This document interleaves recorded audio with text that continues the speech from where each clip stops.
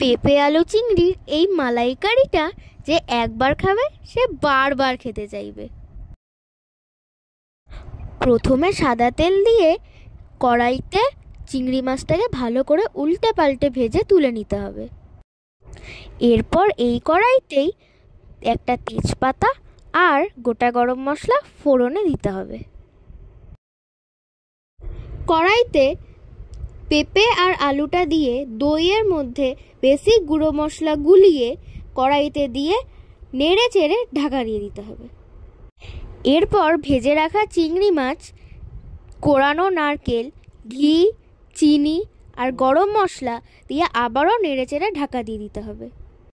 10 minute রান্না করার পরেই তৈরি হয়ে যাবে আমাদের পেঁপে আলুর চিংড়ির মালাইকারি, যেটা ভাত, রুটি বা পরোটা যে কোনো কিছুর সঙ্গেই খেতে অমৃত লাগবে। তো বন্ধুরা, কি ভাবছো? মাকে গিয়ে বলো এই রেসিপিটা বানিয়ে খাওয়াতে, আর কমেন্টে জানিও কিন্তু কেমন হয়েছে। সাবস্ক্রাইব।